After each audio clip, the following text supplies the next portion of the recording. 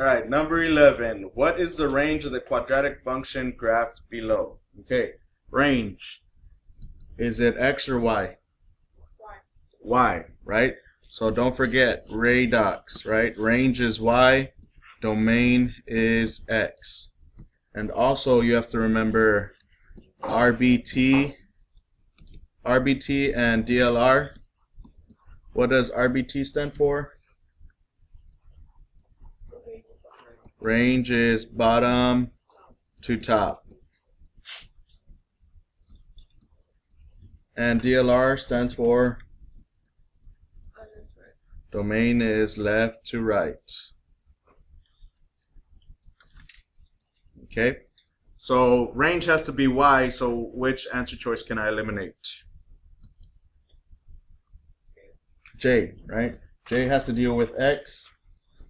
Okay, and what does range have to deal with when it's quadratics? Our vertex, right? The very bottom point. And so the vertex there is 0, 2. So it's not all real numbers. All real numbers has to deal with the domain of quadratics, right? So it's between F and G. So which one is it? Huh? G, right? Because if you think about it, 3. Is 3 less than 2 or greater than 2? Is 3 less than 2 or greater than 2? It's greater than, right? 3 is greater than 2. 4 is greater than or equal to 2, right? So it has to be greater than, not less than. So the answer would be G. Okay. Number 12. What is the domain of the function? And they give you that function there. Okay. Graph that function.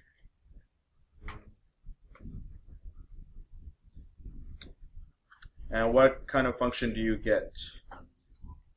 What kind of function is number 12? What shows up?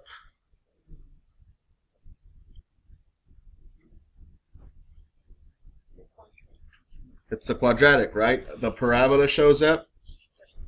What is the domain for the quadratic function?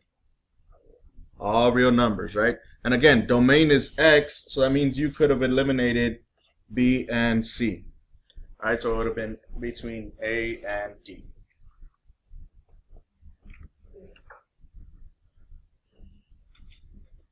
All right, number 13. The graph of the quadratic function is shown on the grid. Which equation best represents the axis of symmetry? The axis of symmetry, what does it have to be? Look on your formula chart at the very bottom. What is it? X equals, right? The axis of symmetry has to be x equals, right? So that means G and J are incorrect. Right? And so your axis of symmetry is the exact same thing as the x value of your coordinate point for the vertex. Okay? So you should be able to see which one it is there.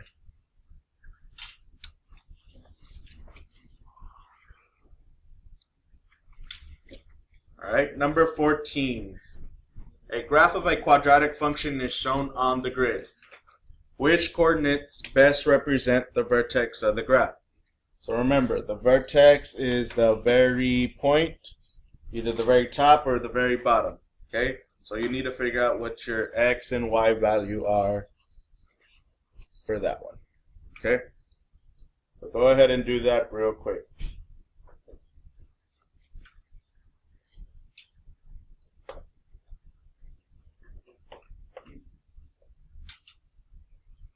All right, number 15. Which expression is equivalent to that one right there? Okay, so remember, from the cheat sheet, when you get an expression and you see the word equivalent, you're going to put all of this into Desmos, right? And I'm going to replace B to X, right? You're changing B to X. So you put that in the first box, and then in the second box, one at a time, you're going to graph your answer choices. Right? Whichever one matches the line that's graphed for the expression, that's going to be your answer, right? There should only be one line. And don't forget, you do have to replace B for X on your answer choices as well. So do that one real quick. Alright, number 16. Which of the following is equivalent to X plus 3Y equals 4? So again, you're getting the word equivalent, right? So when you get that word, remember, you have to put whatever they give you into Desmos, and then you're going to graph your answer choices one at a time to see which one gives you the exact same line as the first one. Okay? So do that one real quick.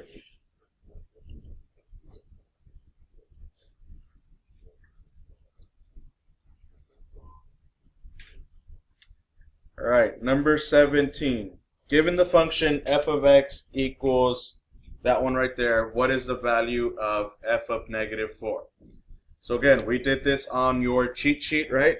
When you see f of some sort of number, you're going to type in this function into Desmos, right? You do have to put it exactly how you see it. You have to put f of x. You can't put y equals.